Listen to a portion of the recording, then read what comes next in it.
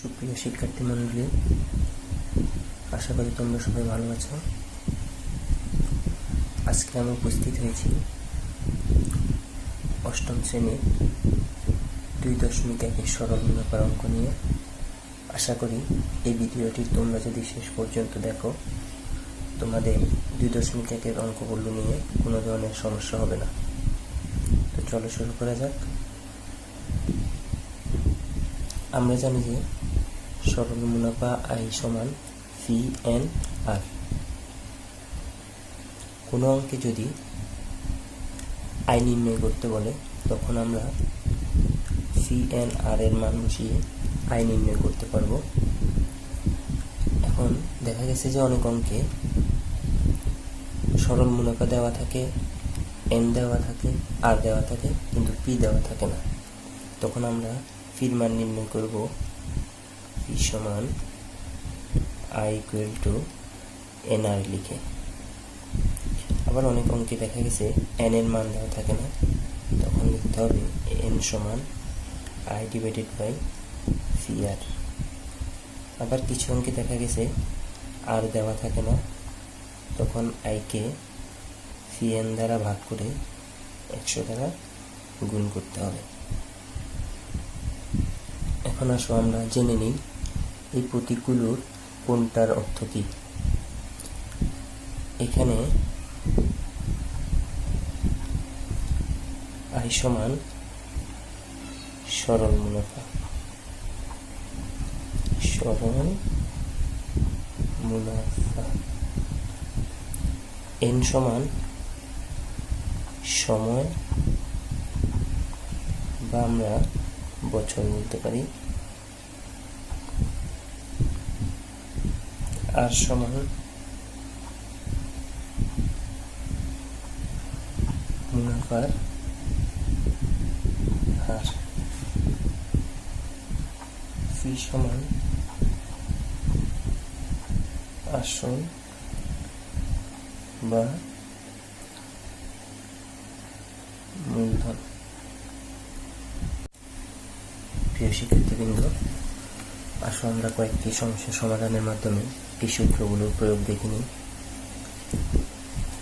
এখানে 1 নম্বর সমস্যায় দেওয়া আছে শতকরা বার্ষিক 8.5% মুনাফা 12,000 টাকা 5 বছরের জন্য জমা রাখলে কত টাকা মুনাফা পাওয়া যাবে।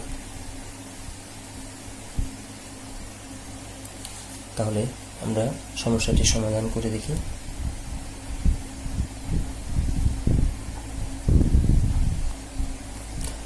আগে প্রথমে আমরা দেখব এখানে কোন কোন মানগুলো দেওয়া আছে।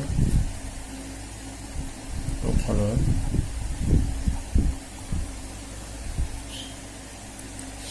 P দেওয়া আছে। P মানে হচ্ছে আসল। P হচ্ছে 12,000 টাকা।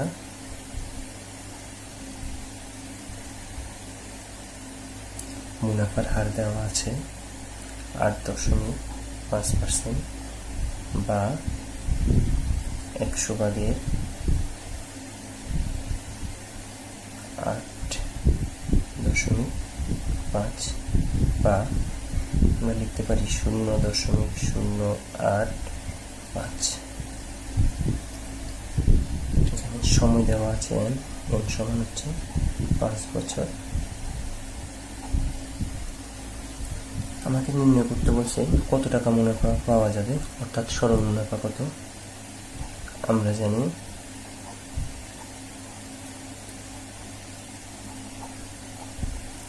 সরল মুনাফাকে আমরা লিখি I সমান CNR। পির মান দেওয়া আছে 12,000, N এর মান দেওয়া আছে 5 বছর। আর আমরা 100 ভাগের 8.5 লিখতে পারি অথবা 0.085 লিখতে পারি। তো আমি এখানে 0.085 লিখলাম। আমরা যদি 12,000 গুণ 5 গুণ 0.085 দিই, তাহলে ক্যালকুলেটরে দেখা যাবে 5,100 টাকা আসে। তাহলে উত্তর হবে 5,100 টাকা। অর্থাৎ 12,000 টাকা 5 বছরের জন্য জমা রাখলে 8.5% মুনাফায় আমরা মেয়াদ শেষে 5,100 টাকা মুনাফা পাব। এখন আমরা আরেকটি সমস্যার সমাধান করব। সমস্যা নাম্বার 2। এখানে দেওয়া আছে, লেখা আছে 8,000 টাকা বার্ষিক শতকরা 10% মুনাফায় জমা রাখা হলো এবং 3,200 টাকা মুনাফা পাওয়া গেল, সময় নির্ণয় করো। অর্থাৎ এখানে উল্লেখ করা নাই যে কত সময় পরে 3,200 টাকা মুনাফা পাওয়া গিয়েছে। তো আসলে আমরা সমস্যাটা সমাধান করার চেষ্টা করি। কি দেওয়া আছে আমরা আগে সেটা লিখব। এখানে ফি দেওয়া আছে 8,000 টাকা,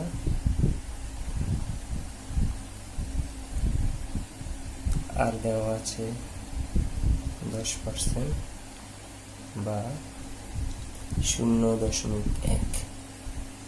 এখানে আয় দেওয়া আছে 3,200 টাকা।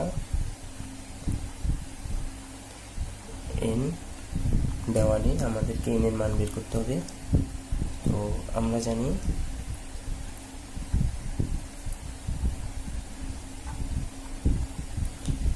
এন সমান হবে I divided by fee R.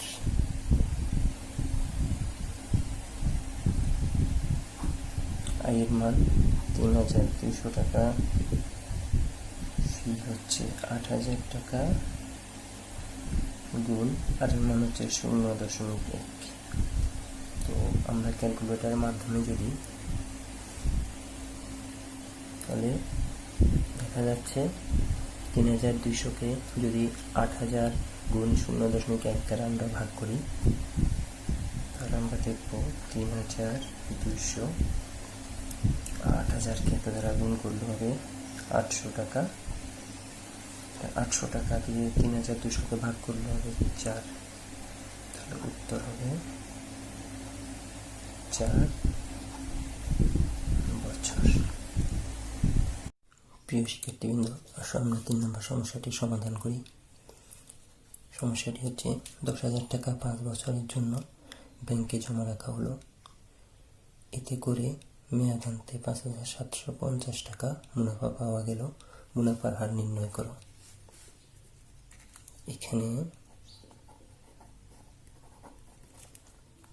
P দেওয়া আছে 10,000 টাকা,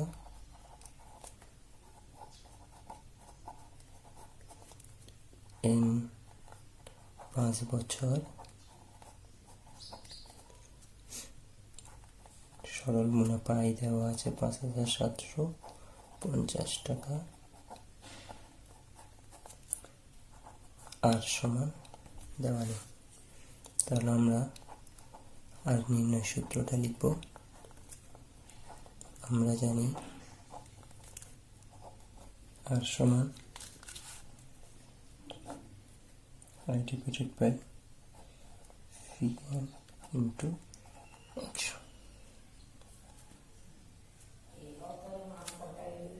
I এর মান হচ্ছে 5,750, ফি হচ্ছে 10,000 গুণ n হচ্ছে 5 গুণ 100, গুণ করলে নিচে হচ্ছে 50,000 হচ্ছে 5,750 গুণ 100।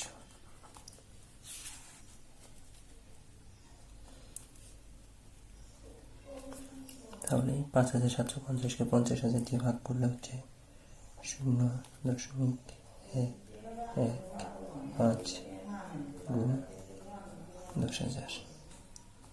তাহলে 100 দ্বারা গুণ করলে 11.5%। তো আর সমান 11.5%। শিক্ষার্থীবৃন্দ, আমরা 4 নম্বর সমস্যাটি সমাধান করি।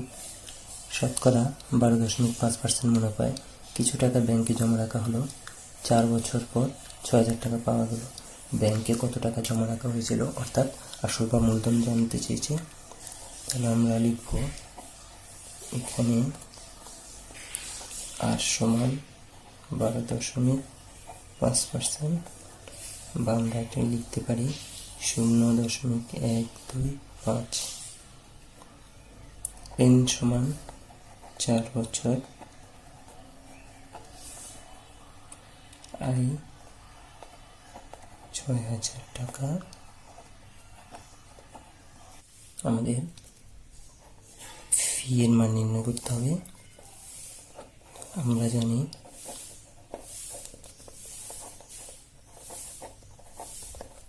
ফি সমান আই ডিভাইডেড বাই এনআর সমান আই এর মান 6,000 টাকা, n 4 বছর, আর হচ্ছে 0.125। তাহলে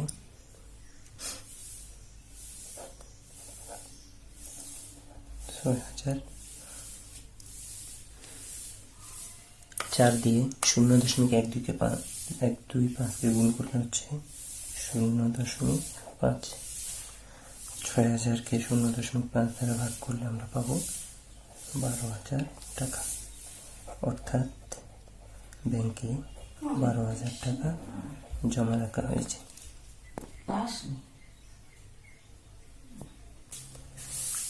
প্রিয় শিক্ষার্থীবৃন্দ, চলো আমরা আরেকটি সমস্যার সমাধান করি। দেওয়া আছে বার্ষিক 6% মুনাফায় 5,000 টাকা 5 বছরের জন্য জমা রাখলে মেয়াদ শেষে মোট কত টাকা পাওয়া যাবে। অর্থাৎ এই অঙ্কে সুদ-আসল বা মুনাফা আসল নির্ণয় করতে বলা হয়েছে। চলো আমরা সমস্যাটি সমাধান করি। প্রথমে যে মানগুলো দেওয়া আছে সেগুলো লিখতে হবে। এখানে ফি দেওয়া আছে 5,000 টাকা, n দেওয়া আছে 5 বছর,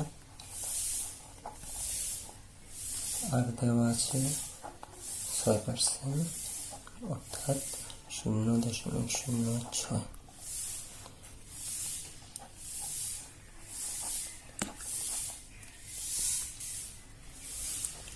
আমরা জানি সরল মুনাফাকে ইংরেজিতে লিখতে হয় এ। সরল মুনাফায় যখন সুদ-আসল নির্ণয় করতে হবে তখন আমাদেরকে লিখতে হবে এ। এই নির্ণয় সূত্র হচ্ছে ফি প্লাস ফি এন আর। যদি আমরা এটাকে সাজিয়ে লিখি তা লিখতে পারি ফি কমন নিলে, ফি যদি আমরা কমন নিই উভয় অংশ থেকে, তাহলে 1 প্লাস এন আর।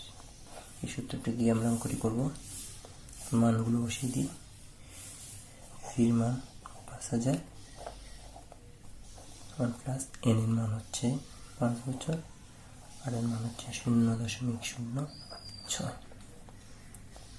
আমরা যদি করি 5,000 1 যোগ 5 দিয়ে যখন আমরা এটা করবো তখন হবে 0.3।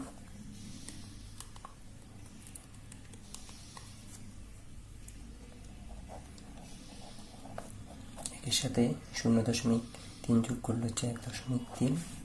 আমরা 1.3 দিয়ে যখন 5,000কে গুণ করবো তখন হবে 6,500 টাকা।